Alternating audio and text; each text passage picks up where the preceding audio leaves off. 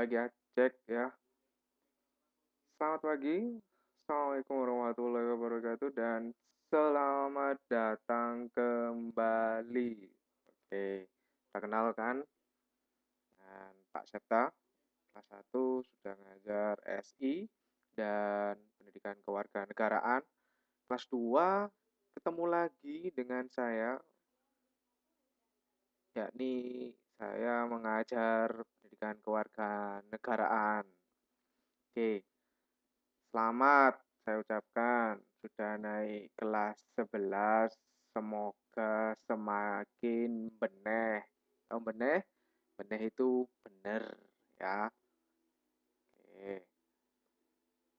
Semoga senantiasa dapat perlindungan dari Tuhan Yang Maha Esa. Semoga terhindar dari apa yang pertama, miras ya, apalagi miras oplosan, nggak boleh itu. Kemudian yang kedua, narkoba. Nah, jauhi itu ya, miras, narkoba. Kemudian ini masih narkoba. Dan yang terakhir, seks bebas. Jauhi ya. Itu nggak boleh itu, pegangan tangan, ciuman, pelukan, meraba-raba, apalagi sampai hubungan seks ya. Ingat pesannya. Oke, dan jangan lupa berdoa. Wah, ini ya. Oke, pertemuan pertama kita akan membahas tentang harmonisasi hak dan kewajiban asasi manusia dalam perspektif Pancasila. Oke, kita akan bahas yang pertama dulu, konsep hak dan kewajiban asasi manusia. Apa itu? Yang pertama, kita akan membahas tentang makna hak asasi manusia terlebih dahulu. Wah, ada fakta yang perlu diperhatikan. Pertama, orang dilarang menghilangkan nyawa orang lain atau nyawanya sendiri sekalipun jika terbukti melakukannya, negara akan mengenakan tindakan hukum. Silakan dicermati dulu. Orang dilarang menghilangkan nyawa orang lain atau nyawanya sendiri. Jadi kalau bunuh diri itu sama dengan melanggar hukum. Oke, pernyataan yang kedua. Tidak ada satu bangsa pun di dunia ini yang rela dijajah oleh bangsa lain. Oke ya, dicermati kalimat yang kedua atau pernyataan yang kedua. Pernyataan yang ketiga, tiada seorang manusia pun yang ingin hidup sengsara. Ia akan selalu berusaha mencapai kesejahteraan bagi dirinya, baik lahir maupun batin. Jadi, secara sederhana, hak asasi manusia itu adalah hak dasar manusia menurut kodratnya. Nah, menurut Undang-Undang Nomor 39 Tahun 99, hak asasi adalah seperangkat hak yang melekat pada hakikat dan keberadaan manusia sebagai makhluk Tuhan yang Maha Esa dan merupakan anugerah yang wajib dihormati, dijunjung tinggi, dan dilindungi oleh negara hukum, pemerintah, dan setiap orang demi kehormatan serta perlindungan harkat dan martabat manusia. Oke, ini konsep mengenai hak asasi manusia. Jika ada pertanyaan atau kalian mungkin ingin mengungkapkan pendapat, silakan nanti komentar di Google Classroom ya. Silakan di komentar nama, nomor absen, dan komentar argumen. Silakan ditulis di situ. Kita akan diskusi melalui Google Classroom atau nanti melalui komentar di YouTube. Nah, berikutnya ada ciri-ciri hak asasi manusia. Yang pertama, hakiki. Apa itu hakiki? Hakiki artinya hak asasi semua umat manusia itu sudah diperoleh sejak manusia itu lahir. Jadi ketika kalian lahir di dunia, ya, itu artinya kalian secara langsung sudah mendapatkan hak asasi manusia. Itu yang dimaksud hakiki. Yang berikut adalah universal. Apa universal itu?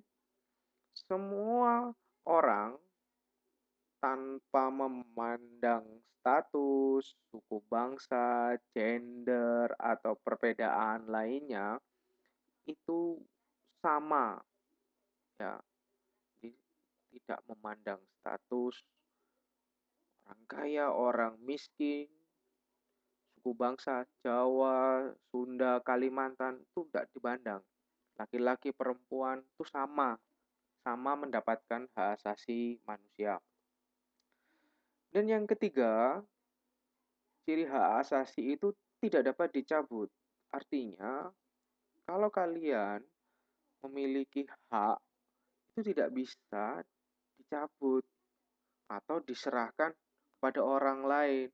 Sudah wis, hak asasi saya serahkan sama kamu karena kamu pacarku. Itu nggak boleh, nggak bisa.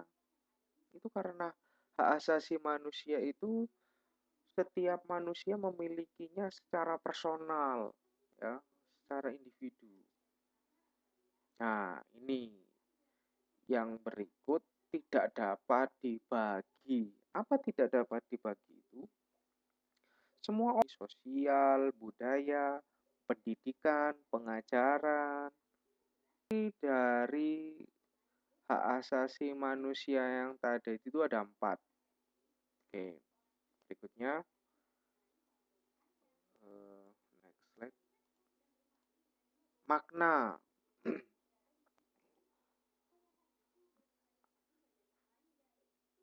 Kewajiban. Kalau tadi kita sudah bicara hak, sekarang kewajiban. Apa pengertian dari kewajiban? Secara sederhana, ya, kewajiban itu adalah segala sesuatu yang harus dilaksanakan dengan penuh tanggung jawab. Toh nih, kalian di rumah, apa kewajibannya? Membantu orang tua. Maka kalau disuruh orang tua, tidak boleh menolak. Kenapa? Karena ini kewajiban. Orang tua sudah memberikan hak, maka kalian harus menjalankan kewajiban. Membantu orang tua.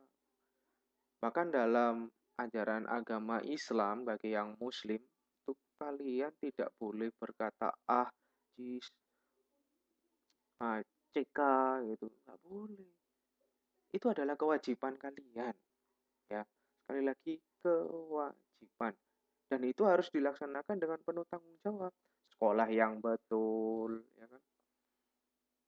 Kemudian belajar yang betul. Itu adalah kewajiban dan harus dilaksanakan dengan penuh tanggung jawab. Nah, kemudian eh, hak dan kewajiban itu merupakan sesuatu hal yang saling berkaitan, ya, berkaitan. Jadi kalau orang sudah kewajiban, maka kamu atau orang lain atau siapapun itu pasti akan mendapatkan hak, kan. Kewajiban membantu orang tua, nah, apa haknya? Mungkin dapat uang saku, boleh bermain, ya kan? Seperti itu hal yang lumrah. Jangan main aja, minta haknya tapi nggak menjalankan kewajiban, itu salah, tidak bijaksana namanya. Mainnya nomor satu, game Mobile Legend, PES, tapi tidak menjalankan kewajiban, ya tidak boleh, tidak bagus, tidak baik, kan. Itu saya contohkan, seorang pekerja mendapatkan upah setelah dia melaksanakan pekerjaan yang menjadi kewajiban, kan. Kalau kamu bekerja, yang kamu cari apa? Itu tadi, mendapatkan gaji. Dari mana gaji itu diperoleh? Kalau kamu sudah bekerja, menjalankan apa? Kewajiban, baru dapat haknya upah. Nah, sama kalau kamu dilakukan di lingkungan keluarga. Itu tadi contohnya. Oke. Nah, sebelum ke tugas mandiri, pertemuan pertama kok sudah tugas mandiri Pak Septa itu. Oke. Saya pending dulu saja. Tugas mandiri saya buat minggu depan saja. Jadi silakan berkomentar bagi teman-teman kalian semua yang sudah menonton channel ini. Silakan nanti berkomentar di bawah. Silakan berikan tanggapan apa saja yang harus dilakukan sebagai manusia secara pribadi dalam melaksanakan hak dan kewajiban. Oke, itu saja yang bisa Pak Septa sampaikan. Sampai bertemu lagi di minggu depan atau pertemuan yang akan datang. Saya akhiri. Assalamualaikum warahmatullahi wabarakatuh dan see you.